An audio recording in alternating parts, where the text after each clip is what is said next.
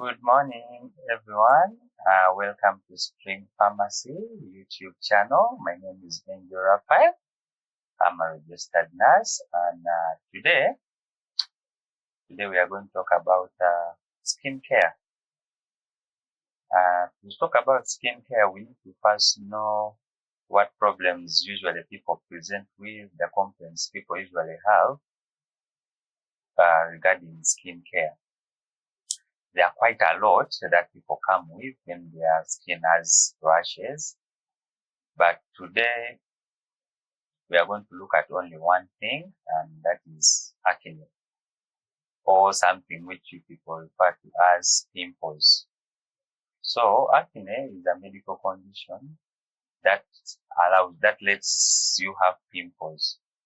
It's a medical condition that affects people usually between the age of 13 to around the age of 35.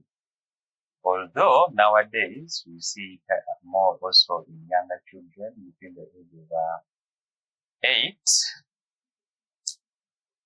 of 8, 9, 10, around there. So it means the age at which people are getting acne is reducing, and this is mostly related to diets.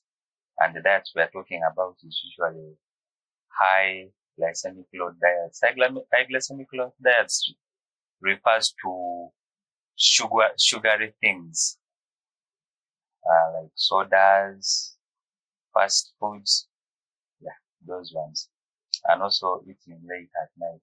And it's also affecting women nowadays above the age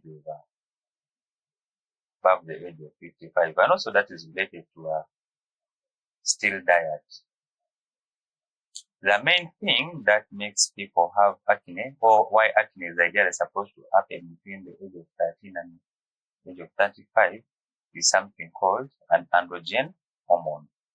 And we are going to look at this in details on how people develop acne. So, we have seen now that acne are pimples on your face. They can be on your face, they can be on your cleavage, or on the upper part of the back. Like this is your cleavage, then also on the upper part of the back.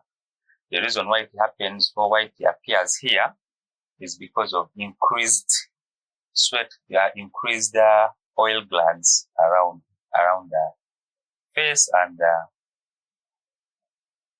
upper part of the back and cleavage. They have a lot of oil glands. That is why the acne tends to happen around those areas. You've heard of the phrase like, let the skin breathe. We are going to see the skin doesn't breathe like taking oxygen and bring out carbon dioxide. No, the skin breathes through bringing out what it is supposed to bring out, mostly the sweat and the oil. And we are going to see how that affects, or how what you're using may make you get acne. But first, let us look at how someone develops acne. Already we have said that the main cause of acne, external factors aside, that the main cause of acne, what can happen between you or inside you for you to develop acne, is something called an androgen hormone. Now, an androgen hormone is something which you're supposed to have naturally. All human beings have androgen hormones. So when we clog around the age of 13, usually that's when puberty begins. When puberty begins, your body starts to make a lot of the growth hormones alongside the androgens. So these androgens, they are good. First of all, they are not bad. The only problem is this androgen, for some people who have a genetic predisposition to this, is that for some people, these androgen hormones makes their oil glands to produce a lot of oil. Now, this a lot of oil is supposed to come outside the body through tiny holes in your body called pores. So you've already seen that sometimes when you do exercise, you sweat. But if you look at your skin like this, you're not able to see any oils, though you can see some few hairs, but you can't see holes in the skin. But trust me, there are oils in your skin, and these oils are called pores. For this oil to come, sometimes some people say, "Me, I have a dry skin." When they say that they have a dry skin, what they're trying to mean is that their skin is not making the oil. So because there is no oil, the skin tends to dry up. The purpose of the oil is that it moisturizes the skin. So when the skin is moist, you don't get a dry skin. So for people with acne, the challenge is not the dry skin. The challenge is that the oil is too much. And if you know oil and dust, is that those two move together. So if you put here oil and you move in dust, the dust will get stuck into the oil. That is one. That the people who tend to get acne also tend to have a lot of oil. And their oil is coming because their body is making a lot of the androgen hormones, which the body needs for growth anyway. So the body makes a lot of androgen hormones. The androgen hormones trigger the sebaceous glands or the oil glands to produce a lot of oil. Another name for this oil is sebum, so that we don't confuse when we start talking about skincare routines. The oil which your body makes is called sebum, so we shall now be referring to as sebum. So your body makes a lot of sebum. So the sebum comes out of your body, out of the deeper layers of the skin, through the holes, which we are now going to call pores. So the effect of too much oil on pores is that it erodes the walls of the pores. Like you can see, this is a wall, and the oil I'm going out. So I keep on touching these walls, and that is going to irritate the walls and make them enlarge. And that on itself is a problem, because then it makes the dust to easily enter into the deeper part of the skin. Now, there is one thing there, pores, and there is oil. Now you see this hair which you can see on top of your skin. If this hair is passing through these pores also, where this oil is coming from, there is a hair which is also growing through the skin. So this hair passes through that same hole where the oil is coming from. So this hair, we are going to call it a hair follicle. So for you to get a pimple, for example, the oil has to, let me also add on another thing, that there are cells. The skin grows from inside out. Every month, your body tends to have a new skin. A skin has a cycle of around 28 days. So every month, your body is supposed to have a new skin.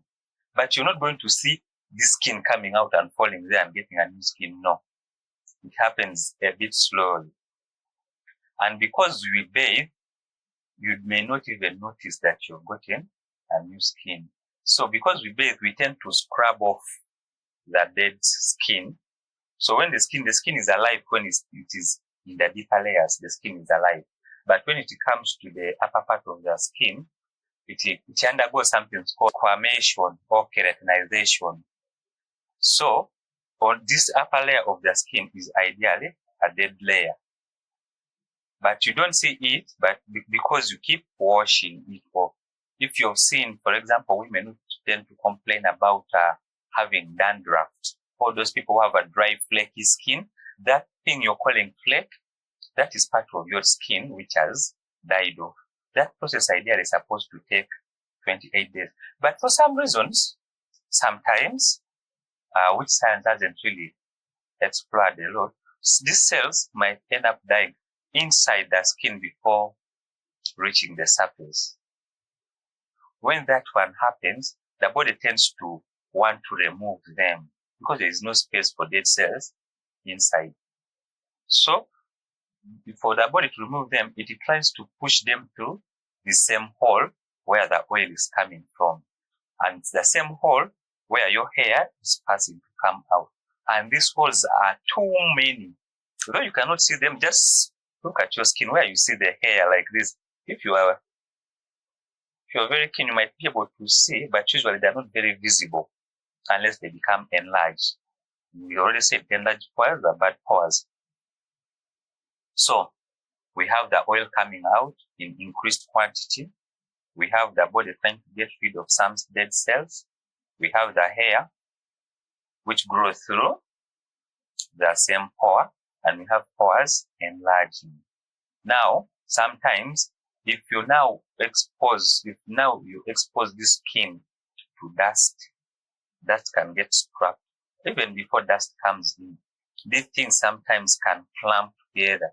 The dead cells, if there are many, the hair follicle, and the oil, they can clump together and make a nodule. And they can clump together and block other oil from coming out.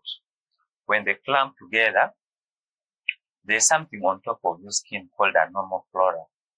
A normal flora is bacteria which is supposed to be on top of your skin and it helps protect your skin. So that the bacteria sometimes can become problematic, especially if it enters inside the skin. It's supposed to be on top of the skin, but sometimes because your pores have enlarged, it can enter into the skin. So if it enters into the skin and adds it sort of onto the other clump which has clumped together, the oil, the bacteria, the hair, if they clump together, they make a pimple. Now, acne is that pimple ideally is easy to treat. The problem is that sometimes this bacteria which resides on your skin, it might enter also there and join that nodule which has clumped together. When that happens, you get acne. That is how people get acne. That is how you get a pimple. The oil, the dead bacteria, the oil, the dead cells, the hair follicle clump together to form a nodule to block the pores, and the body is trying to push them out. So in that effort of trying to push them out, it will appear underneath your skin like a pimple, and that is what a pimple is. So very many pimples together is what we are calling acne. Now, if you have just one pimple, you have developed one pimple in your forehead, that does not qualify for acne, but that pimple underwent the same process to form. Unless, of course, you're having other medical conditions like psoriasis, like you've seen children with measles, chickenpox. Now, those ones are not pimples because they are not following the same pattern. They are not being triggered by excess oil. They're being triggered by other medical conditions, which we are not going to look at right now. Right now, I just want us to look at acne, and I've already explained to you how acne develops. Now, we have said that even the bacteria on the skin can get its way inside through the same pores. Now that you know what acne, that is what acne is.